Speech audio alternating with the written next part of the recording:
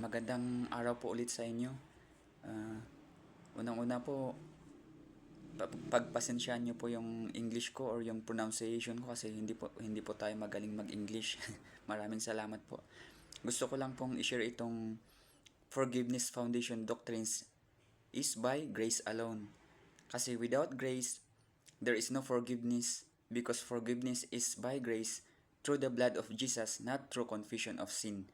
Kasi sabi po dito sa Ephesians chapter 1 verse 7, in Him, talking about Jesus Christ, we have redemption through His blood, the forgiveness of sins, in accordance with the riches of God's grace. Sabi din po dito sa Colossians chapter 1 verse 14, in whom, talking about Jesus Christ, we have redemption, the forgiveness of sins. Kung mapapansin po dito po natin dito sa verse na ito, sa pamamagitan po ng dugo ni Jesus Christ ay na-redeem po tayo sa kasalanan. Pero tingnan po natin ditong sentence na ito, the forgiveness of sins. Ibig sabihin po nito, ito po ay perfect tense. Kung tatanungin po natin yung mga teachers, alam po nila ito. Ibig sabihin po nito, napatawad na po tayo sa nung nakaraan, nung pinanganak tayo hanggang ngayon, or yung past na mga kasalanan natin is napatawad na po. At yung present na kasalanan natin, napatawad na din po. At yung future na kasalanan natin is napatawad na din po. Ganun po ang ibig sabihin ng verse na ito. At ganun din po ang kaimportante ang blood ni Jesus Christ kasi continuous po tayong napapatawad ni Jesus Christ. Pero hindi po ibig sabihin na ang grace po ito ay lisensya para ikaw ay maggawa ng kasalanan. Kasi hindi po yun ang tinuturo po dito or ibig sabihin po nitong word na ito. Dapat po alamin natin kung gaano tayo kamahal ng ating Panginoon. Kasi kung alam po natin na patawad na tayo sa ating mga kasalanan, bakit gagawa po tayo ng kasalanan? Hindi na po yun parang matinong pag-iisip. Kasi kung Kristiyano ka at alam mo po na napatawad ka, hindi ka na po gagawa ng kasalanan. Pero kung Kristiyano ka at alam mo po itong word na ito na you are already forgiven past, present, and future, tapos gagawa ka ng kasalanan, is choice mo na po yan.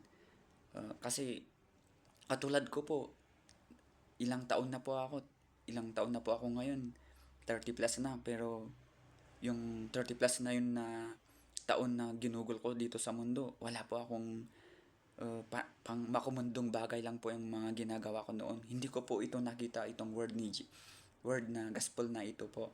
Kaya hindi po nabago ang buhay ko. Pero ngayon po na kahit late ko pang nalaman at naintindihan at alam ko po na ako po ay napatawad na, grabe po yung saya sa puso ko kasi maintindihan mo kung gaano tayo kamahal ni God. At yung pagbigay niya lang po sa kanyang anak, napakabuti niya po. Kasi tayo po ay napatawad sa ating mga kasalanan. Kaya hindi po lisensya po itong grace na ito para ikaw ay gagawa ng kasalanan. Uh, at dapat po ay parang alam ko na po na napatawad na po akong tao. Gusto ko pong ituloy-tuloy po ito. Kaya po ko po ito ginagawa kasi gusto ko po na kumain ng Word of God, ang gospel na ito. Kasi gusto ko pong mabago itong buhay ko. Kasi sawang-sawa na po ako sa makamundong bagay na wala man lang patutunguhan. Gusto ko pong maayos itong buhay ko kasi ako po mismo ay uh, grabe yung nangyari sa buhay ko. Hindi ko alam kasi iba yung mga desisyon ko sa buhay. Marami akong nasaktan at marami po akong nagawa na hindi kanais-nais na bagay. Pero ngayon po na mahal po ako ni God. At alam ko yung kung paano tayo na tubos sa ating mga kasalanan. Grabe po, parang nakakayak po. Parang hindi ko po ma-explain eh. hindi ko po ma-explain sa aking sarili na ganito po tayo kamahal ng ating Panginoon. Mahirap po talaga magbago. Ginawa ko na po yan eh.